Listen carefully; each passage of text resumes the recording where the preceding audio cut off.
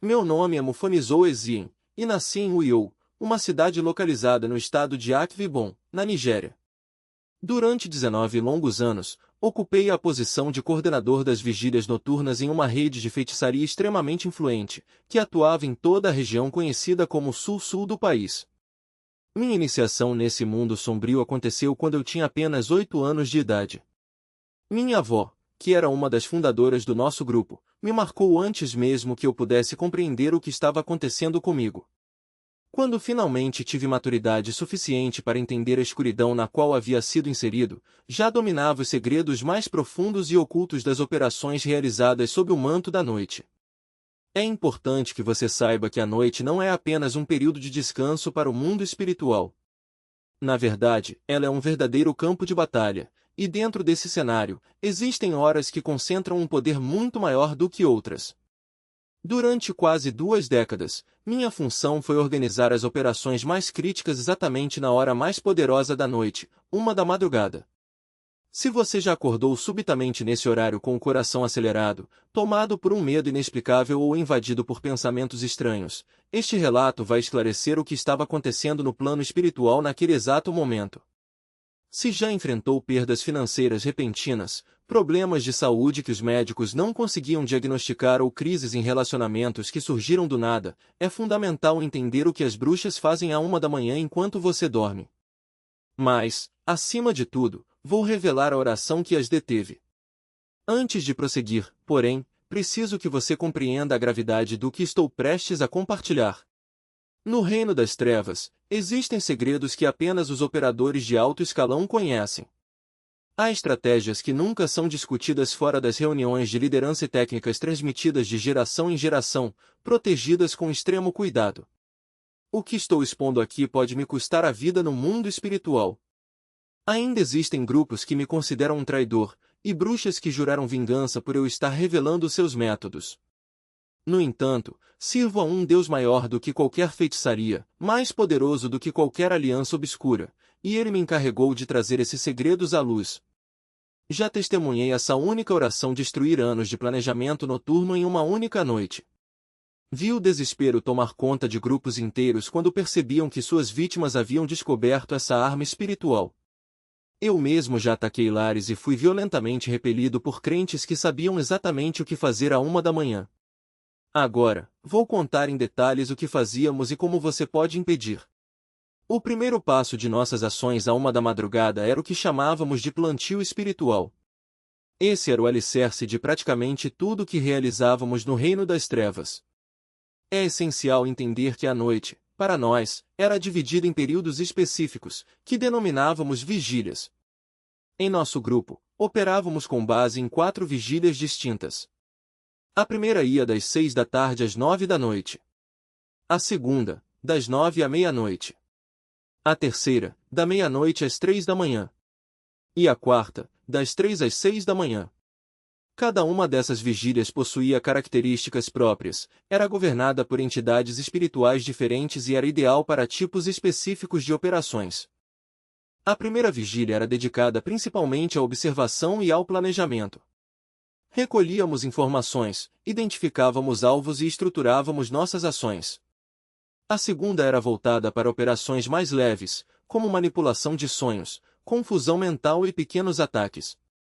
A quarta vigília servia para emergências e limpeza, lidando com crentes que acordavam antes do amanhecer e começavam a orar.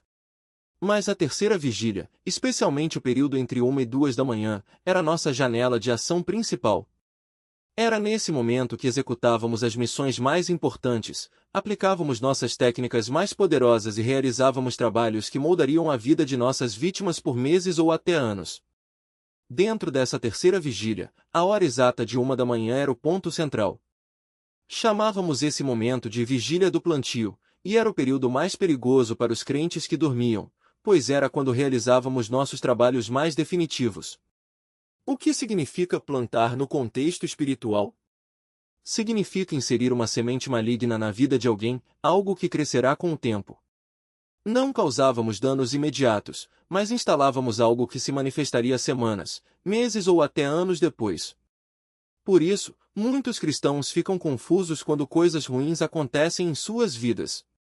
Eles não conseguem relacionar o problema a nenhum evento recente, porque a semente foi plantada muito antes, à 1 da manhã, enquanto estavam vulneráveis. Plantávamos sementes de doenças que não se manifestavam de imediato, mas permaneciam ocultas no corpo até surgirem como enfermidades inexplicáveis. Plantávamos sementes de ruína financeira, não como uma pobreza repentina, mas como um fracasso gradual, que corroía os recursos da pessoa até que ela percebesse que havia perdido tudo sem entender como. Plantávamos sementes de conflitos conjugais, não como brigas evidentes, mas como pequenas desavenças que cresciam até se tornarem divisões irreparáveis.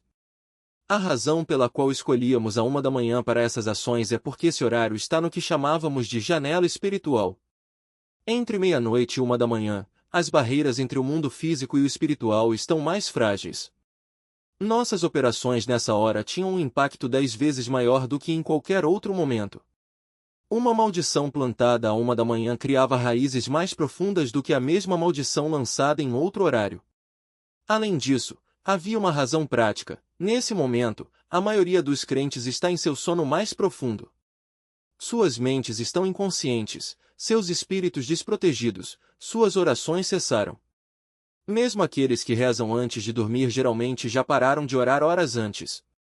As defesas espirituais estão relaxadas, e os anjos, embora ainda presentes, não estão sendo direcionados ativamente pela intercessão. Nós explorávamos essa vulnerabilidade sem piedade. Todos os grupos de bruxaria que conheci priorizavam a hora da 1 da manhã. Toda bruxa que treinei sabia que esse era o momento mais crucial para as operações. Todos os ataques que coordenei foram planejados para alcançar o máximo impacto exatamente nesse horário. Vou contar sobre uma família de Aca que perseguimos por 7 anos, os Udofia. O patriarca, Papodofia, era um engenheiro de petróleo bem-sucedido, trabalhando em uma das grandes empresas internacionais da região. Ganhou muito bem a vida. Sua esposa, Mama Udofia, administrava um negócio de distribuição de alimentos que prosperava. Seus filhos eram inteligentes e se destacavam na escola. Eram membros ativos de sua igreja, contribuíam generosamente e serviam com dedicação. Pareciam viver uma vida abençoada. Mas operação poderia ser realizada contra ela.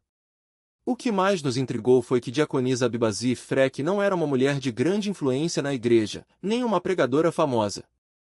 Ela não liderava ministérios, não tinha títulos pomposos, nem era conhecida por grandes feitos espirituais. Era apenas uma viúva simples, que vivia em uma casa modesta, frequentava os cultos regularmente e servia na cozinha da igreja aos domingos. Mas havia algo em sua vida que a tornava impenetrável, sua disciplina de oração. Ela não orava apenas quando sentia vontade.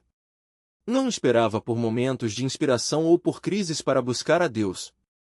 Sua oração era metódica, quase científica. Todas as noites, exatamente à 1 da manhã, ela se levantava, acendia uma vela, abria sua Bíblia em Salmos 91 e começava a declarar. Não eram palavras vazias, nem repetições mecânicas. Cada frase era carregada de autoridade, como se ela estivesse assinando um decreto no reino espiritual. Ela não pedia proteção, ela decretava. Não suplicava por bênçãos, ela as tomava. E o mais impressionante, ela não orava apenas por si mesma. Ela intercedia pela rua onde morava, pelos vizinhos, pelos filhos dos outros, pelas famílias que nem conhecia. Sua oração não era egoísta, era estratégica. Nós, do reino das trevas, entendemos bem o poder disso. Quando uma pessoa ora assim, não está apenas falando com Deus, está construindo uma muralha. E não uma muralha qualquer, mas uma que se estende para além de sua própria vida. Cada palavra proferida com fé se torna um tijolo espiritual, cada declaração uma sentinela invisível. E Diaconisa Freck não parava na oração. Ela jejuava uma vez por semana, sem alarde, sem anunciar. Não era um jejum de aparência, mas de propósito. Ela escolhia um dia, geralmente às quartas-feiras, e se abstinha de comida até o pôr do sol, dedicando aquele tempo a ler a palavra e a interceder. Não havia fanatismo em seus atos, apenas uma convicção silenciosa de que aquilo era necessário. O que mais nos enfurecia era que ela não fazia nada disso por reconhecimento. Não buscava aplausos, nem queria ser notada. Sua motivação era simples. Ela sabia que o inimigo não dorme, e por isso, ela também não podia dormir. Enquanto a maioria das pessoas se contenta com orações rápidas antes de dormir ou com um Deus te abençoe dito de passagem, ela entendia que a batalha espiritual é real, constante e exige vigilância. E essa vigilância não era apenas defensiva. Ela também plantava. Não sementes de destruição, como nós, mas sementes de vida. Em sua casa, havia um vaso com uma pequena planta de alecrim. Toda manhã, ao regá-la, ela declarava: que assim como esta planta cresce, cresça a bênção sobre minha vida e sobre a vida daqueles que amo. Ela não sabia, mas cada gota de água que caía sobre aquela terra era um ato profético. Nós tentamos de tudo para quebrar sua resistência. Enviamos espíritos de cansaço para fazê-la desistir, mas ela os rejeitava com um simples em nome de Jesus, eu não aceito isso. Mandamos pensamentos de desânimo, mas ela os combatia com versículos decorados. Tentamos distraí-la com problemas cotidianos, contas para pagar, vizinhos barulhentos, dores no corpo, mas ela transformava cada dificuldade em uma oportunidade de oração. Até mesmo quando adoeceu, ela não parou. Durante uma gripe forte, deitada na cama, com febre, ela sussurrava suas declarações, mesmo que sua voz mal saísse. Para nós, aquilo era uma derrota atrás da outra. O mais irônico é que, enquanto a família Eudofia desmoronava sem entender o porquê, Diaconisa Freck prosperava sem fazer esforço para isso. Seu negócio de venda de bolos caseiros, que antes era apenas uma renda extra, começou a crescer. Pessoas que nem a conheciam apareciam em sua casa pedindo encomendas. Seus bolos, que antes eram simples, passaram a ser considerados os melhores da região. Ela nunca anunciou, nunca fez propaganda, mas a fama se espalhou. Os médicos que a atendiam ficavam surpresos com sua saúde. Aos 63 anos, ela tinha a vitalidade de alguém com metade da idade. Seus exames sempre voltavam normais, mesmo quando ela passava por períodos de estresse. E o mais impressionante, ela nunca teve falta. Nunca lhe faltou comida, nunca lhe faltou dinheiro para as contas, nunca lhe faltou paz. Isso nos leva a uma verdade fundamental. O reino das trevas opera através de sementes, mas o reino de Deus opera através de princípios. Nós plantamos destruição, eles plantam vida. Nós trabalhamos na escuridão, eles trabalham na luz. Nós dependemos do engano, eles dependem da verdade. E a diferença entre os dois é que as sementes que plantamos precisam de tempo para crescer, enquanto os princípios que eles seguem produzem resultados imediatos. Diaconisa Freck não precisava esperar 7 anos para ver os frutos de sua fé. Ela os via todos os dias, porque sua vida era governada por leis espirituais que não falham. O que aconteceu com ela não foi um milagre isolado. Foi o resultado de uma vida alinhada com o que a Bíblia chama de vigilância. Jesus disse em Marcos 13h33, vigiai e orai, porque não sabeis quando chegará o tempo. Ele não estava falando de uma oração eventual, mas de uma postura constante. E é exatamente isso que nós, do reino das trevas, mais tememos, pessoas que entendem que a batalha espiritual não é um evento, mas um estilo de vida. Diaconisa Freck não era uma guerreira espiritual por acaso. Ela se tornou uma porque escolheu ser. E essa escolha fez toda a diferença. E foi justamente essa compreensão que salvou a família Nvosu de Uyo. Eles não eram apenas crentes fervorosos, eram crentes informados. O patriarca, o pastor Emeka Nvosu, havia estudado profundamente as Escrituras e entendido algo crucial: a redenção de Cristo não é automática quando se trata de heranças espirituais. Ela precisa ser aplicada de forma intencional. A família Nvosu vinha de uma linhagem marcada por tragédias. O avô de Emeka havia sido um poderoso sacerdote de um culto tradicional, e sua avó, uma curandeira temida na região. Antes de se converterem ao cristianismo, eles haviam feito pactos, dedicado filhos a espíritos e proferido maldições que ecoavam por gerações. Quando Emeka nasceu, sua mãe teve uma visão perturbadora, uma figura sombria segurando uma foice, parada ao lado do berço, esperando o momento certo para ceifar. Ela não entendeu na época, mas anos depois, ao estudar as Escrituras, compreendeu que aquilo era um sinal: a colheita espiritual já estava preparada. Ao contrário de muitos cristãos que ignoram o passado, Emeca decidiu agir. Ele reuniu a família, com base em Neemias 9:2, que fala sobre confessar os pecados dos pais, iniciou um processo de quebra de maldições. Cada membro da família renunciou, em voz alta, aos pactos feitos pelos antepassados. Eles declararam que nenhuma aliança antiga teria poder sobre suas vidas, pois Cristo os havia redimido. Mas não pararam por aí. Eles entenderam que, se a colheita espiritual acontecia à 1 da manhã, era preciso vigiar exatamente nesse horário. Durante 30 dias consecutivos, a família Nvosu se reuniu à meia-noite para orar e vigiar. À 1 da manhã, exatamente no horário em que as forças das trevas costumavam agir, eles faziam declarações de fé, quebrando qualquer tentativa de colheita. Eles não apenas oravam, eles resistiam. Citavam versículos como Isaías 54:17, nenhuma arma forjada contra ti prosperará, e decretavam que nenhuma semente plantada em seu sangue seria ativada. Eles sabiam que, se não agissem, o inimigo viria como um ladrão na noite, colhendo o que não havia plantado. Os resultados foram impressionantes. Enquanto outras famílias da região enfrentavam doenças inexplicáveis, perdas financeiras e conflitos familiares, a família Nvosu prosperava. Os filhos de Emeca se destacavam nos estudos, o ministério dele crescia, e até mesmo problemas de saúde que pareciam hereditários desapareceram. Eles não estavam apenas vivendo uma vida cristã comum, estavam vivendo uma vida de vitória estratégica. A diferença entre a família Nvosu e muitos outros crentes não estava na intensidade de sua fé, mas na profundidade de seu entendimento. Eles sabiam que o reino das trevas não age por acaso. Ele opera com base em leis espirituais, e essas leis podem ser quebradas. Eles entenderam que, assim como há um tempo para plantar, há um tempo para colher, e que, se não quisessem ser colhidos, precisavam arrancar as raízes do passado. Esse é o poder da vigilância combinada com a ação. Não basta apenas orar, é preciso orar com conhecimento. Não basta apenas crer, é preciso crer com estratégia. A família Nvosu não esperou que o inimigo agisse para depois reagir.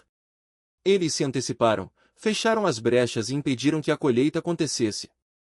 E é exatamente isso que nós, do reino das trevas, mais tememos, crentes que não apenas conhecem a palavra, mas a aplicam com precisão cirúrgica.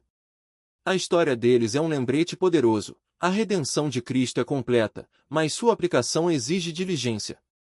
Não adianta apenas confessar que Jesus é Senhor se não estivermos dispostos a lidar com as consequências espirituais do passado. Cada pacto não quebrado, cada maldição não renunciada, cada semente não arrancada permanece como uma porta aberta para o inimigo.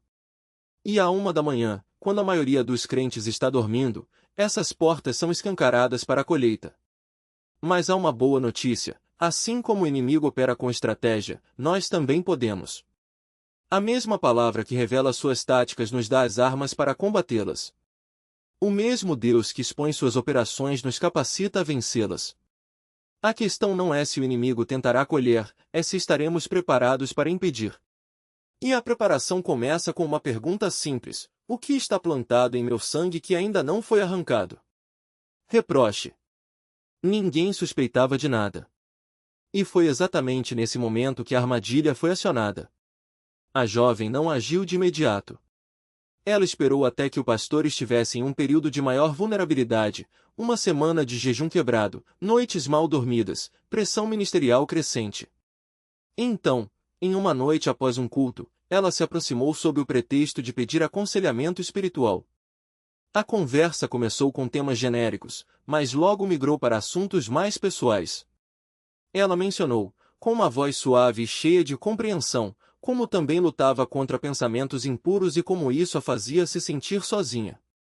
O pastor, sem perceber, começou a se abrir. A confissão dela criou um espaço de falsa intimidade, e ele, inadvertidamente, revelou suas próprias batalhas. Foi nesse momento que a operação de monitoramento se transformou em uma plantação estratégica. A jovem não o seduziu de imediato. Em vez disso, ela passou a enviar mensagens inocentes, um versículo bíblico aqui, uma pergunta sobre teologia ali, um comentário sobre como admirava sua força espiritual. Com o tempo, as mensagens se tornaram mais pessoais, mais frequentes. Ela começou a compartilhar seus sonhos com ele, dizendo que Deus a havia mostrado servindo ao lado dele em um ministério maior. E então, em um momento de fraqueza, ela o encontrou sozinho no escritório da igreja. O que aconteceu a seguir não foi um escândalo imediato. Foi algo pior, uma lenta erosão. A jovem não o forçou a nada. Ela apenas plantou a semente da dúvida: será que Deus realmente se importa com o que eu sinto? Da culpa: se eu fosse um homem de Deus de verdade, isso não me tentaria tanto, e da justificativa: ninguém precisa saber. E assim, aos poucos, o pastor começou a ceder. Primeiro, em pensamentos. Depois, em conversas. Por fim, em ações. O que os membros da igreja não sabiam era que, todas as noites, às 1 hora da manhã, a jovem se reportava ao coven. Ela descrevia cada detalhe: o tom de voz do pastor quando estava fraco, as horas em que ele ficava mais vulnerável, os versículos que ele usava para se justificar. O coven, então, ajustava a estratégia. Eles enviavam sonhos perturbadores para aumentar sua culpa. Plantavam divisões entre ele e sua esposa, fazendo-a questionar sua lealdade. Espalhavam boatos sutis na congregação, minando sua credibilidade. E tudo isso era coordenado com base nas informações coletadas durante as sessões de monitoramento. Em menos de um ano, o ministério do pastor Ocon ruiu. Não houve um grande escândalo público. Não houve uma queda espetacular. Houve apenas um lento desmoronamento, cultos esvaziados, ofertas diminuídas, líderes se afastando, famílias deixando a igreja.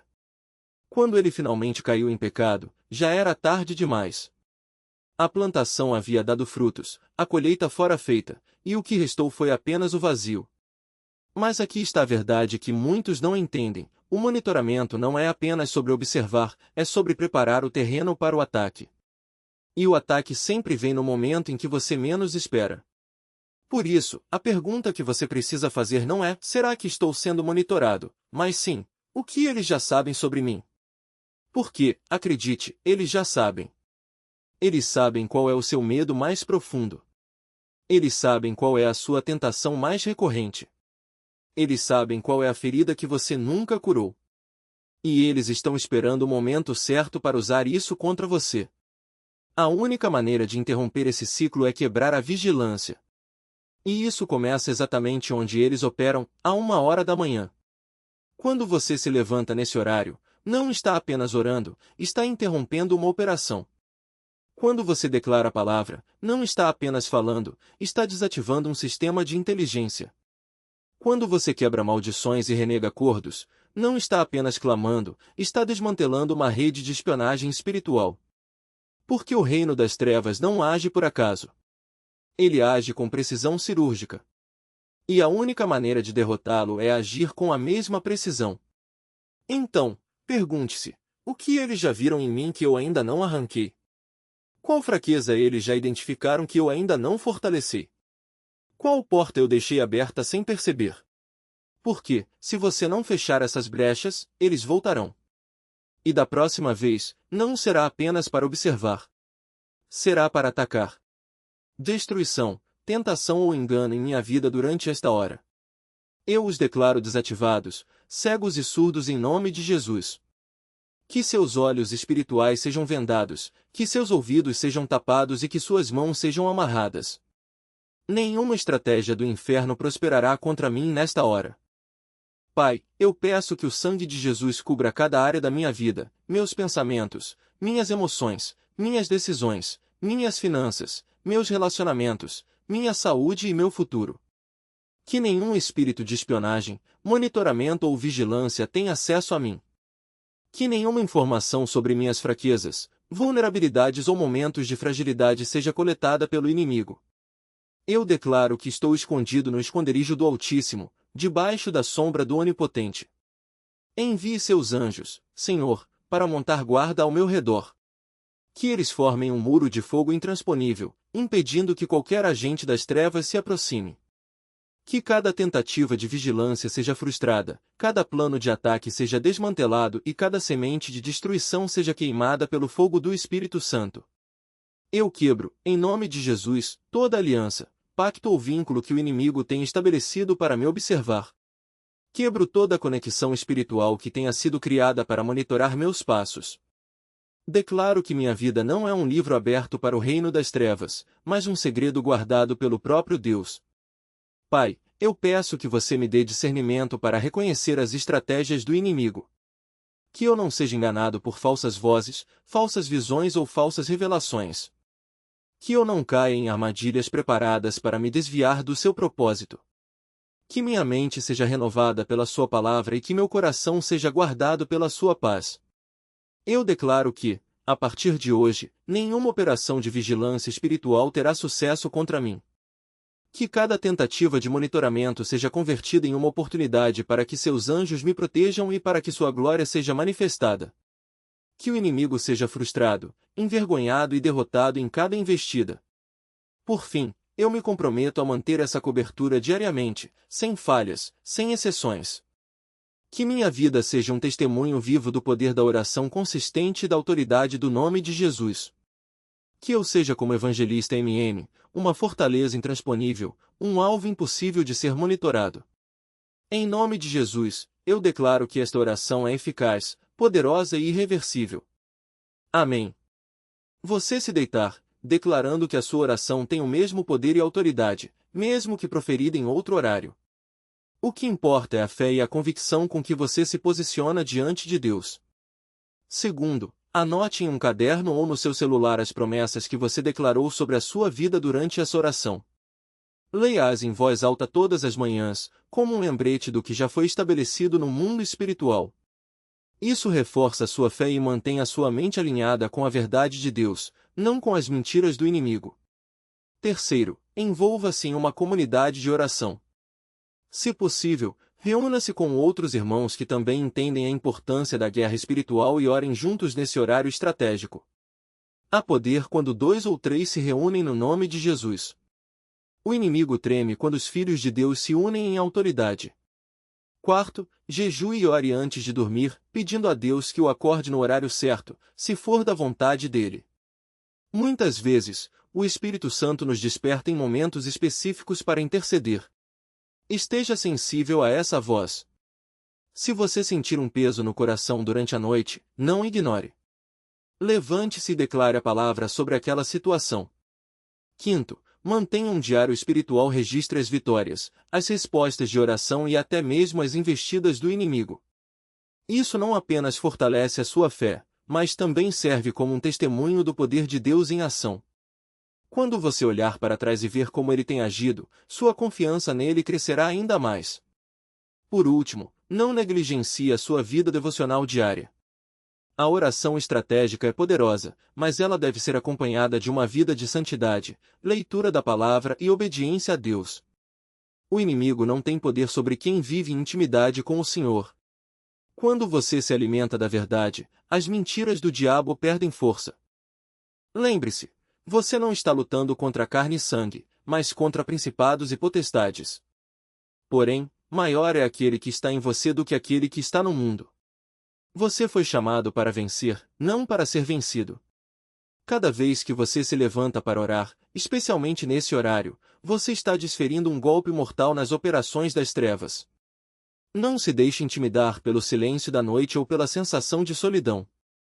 O Senhor está com você, e os anjos de Deus estão ao seu redor, prontos para agir. Quando você declara a palavra com autoridade, o céu se move, os demônios tremem e o propósito de Deus se estabelece na sua vida. Agora, levante-se e tome posse do que já é seu em Cristo Jesus. A vitória não é uma possibilidade, ela é uma realidade espiritual que você precisa trazer para o natural. E isso começa quando você decide não mais ser passivo, mas sim um guerreiro ativo na fé. Em nome de Jesus, amém. Enquanto você dorme. Antes de fechar os olhos, declare especificamente que o sangue de Jesus cobre você e sua família durante a madrugada, especialmente na hora crítica, à 1 da manhã. Peça ao Senhor que envie anjos para vigiar, interceder e lutar em seu favor nas horas em que você não pode estar em oração. Não é apenas uma proteção genérica, é uma cobertura estratégica, direcionada contra as operações espirituais que tentam agir enquanto você está vulnerável. Em segundo lugar, estabeleça o hábito da oração de cobertura antes de dormir. Não ore de forma vaga. Seja preciso. Declare que você e sua casa estão escondidos de toda operação de plantio, colheita e monitoramento espiritual. Nomeie cada uma dessas ameaças e cancele seu efeito sobre sua vida. Lembre-se, o inimigo age com precisão, e sua oração também deve ser precisa. Não deixe brechas. Cada palavra que você profere nessa hora tem peso no mundo espiritual. Em terceiro lugar, examine sua linhagem familiar. Há padrões geracionais que nunca foram quebrados? Há histórias de envolvimento com práticas ocultas, religiões tradicionais ou dedicações feitas em nome de sua família. Se houve compromissos espirituais assumidos por seus antepassados, sejam votos, alianças ou rituais, é hora de romper essas conexões. Use a autoridade que Cristo lhe deu para anular todo o pacto antigo, revogar toda a dedicação e quebrar toda a maldição hereditária. Não subestime o poder do sangue de Jesus para purificar sua árvore genealógica. O que foi feito no passado não precisa definir seu futuro. Em quarto lugar, proteja suas vulnerabilidades. Todos temos áreas de fraqueza, pecados não confessados, lutas secretas, feridas não cicatrizadas. Esses pontos são portas abertas para ataques espirituais. Não os ignore. Não os esconda de Deus. Leve-os a Ele em arrependimento sincero e peça sua cobertura sobre essas áreas. O inimigo não pode tocar no que está protegido pelo sangue de Jesus. Mas ele explorará o que você deixar desprotegido. Seja honesto consigo mesmo e com Deus. A confissão não é fraqueza, é a chave para fechar as brechas que o inimigo usa para entrar. Por fim, compartilhe essa revelação com outros crentes. Muitos estão sendo atacados durante a madrugada sem entender o que está acontecendo. Eles dormem enquanto o inimigo planta sementes de destruição, colhe o que não semeou e monitora suas vidas para futuros ataques. Eles precisam dessa verdade. Precisam dessas armas. Precisam saber que podem lutar e vencer. Não guarde esse conhecimento só para você. Seja um canal de libertação para quem ainda não sabe como se defender. Antes de encerrar, quero que você entenda algo crucial. Passei 19 anos coordenando operações espirituais para o reino das trevas. Supervisionei centenas de ataques realizados exatamente à 1 da manhã. Treinei jovens feiticeiros nas técnicas de plantio, colheita e monitoramento. Era bom no que fazia. Orgulhava-me da destruição que causava. Mas Jesus Cristo me libertou dessa escravidão. Ele abriu meus olhos para o mal em que eu estava envolvido. Deu-me um coração que agora bate pelo seu reino, não mais pelas trevas. E hoje, ele me usa para expor os segredos que um dia usei para destruir vidas. Tudo o que compartilhei aqui não é teoria. Não é especulação. É conhecimento operacional, adquirido do lado de dentro. É a verdade sobre o que acontece à 1 da manhã no mundo espiritual. Mas há uma verdade ainda maior: Jesus Cristo tem toda a autoridade. Seu sangue tem todo o poder. Seu nome está acima de qualquer outro nome. Toda bruxa, todo demônio, toda potestade e principado se curva diante dele. Se você pertence a ele, se está coberto pelo seu sangue e anda na sua autoridade, nada do que o reino das trevas fizer à 1 da manhã terá sucesso definitivo contra você. As orações que ensinei funcionam. Sei disso porque passei anos observando-as frustrar nossas operações. Sei disso porque experimentei pessoalmente seu poder quando crentes as usaram contra mim. Sei disso porque todo ritual que tentou atacar alguém que estava protegido por essas declarações resultou em derrota. Mas elas funcionam não por causa das palavras em si, mas por causa de quem está por trás delas. Jesus Cristo é o poder. Jesus Cristo é a vitória. É Ele quem torna os crentes invisíveis ao monitoramento, imunes ao plantio e protegidos da colheita. Portanto, ore. Levante-se. Creia. Hoje à noite, o reino das trevas estará ativo. Mas agora você sabe. Agora você entende. Agora você tem a arma que os detém. Use-a. Se esse testemunho abençoou você, se abriu seus olhos para o que acontece no mundo espiritual, peço que o compartilhe com alguém que precisa ouvir. Há crentes sendo destruídos à 1 da manhã simplesmente porque não sabem o que está acontecendo. Essa revelação pode mudar suas vidas. Se você quer se aprofundar ainda mais no combate espiritual, conheça nosso protocolo de 21 dias de quebra de maldições. Ele levará tudo o que você aprendeu aqui e multiplicará por meio de um processo sistemático de oração, declaração e disciplina espiritual. Meu nome é Mofonoizue. Fui feiticeiro por 19 anos. Mas Jesus me libertou. E agora exponho os segredos das trevas para que você caminhe em vitória. A hora da 1 da manhã agora pertence a você. Tome-a de volta. Deus abençoe. Nos vemos no próximo testemunho.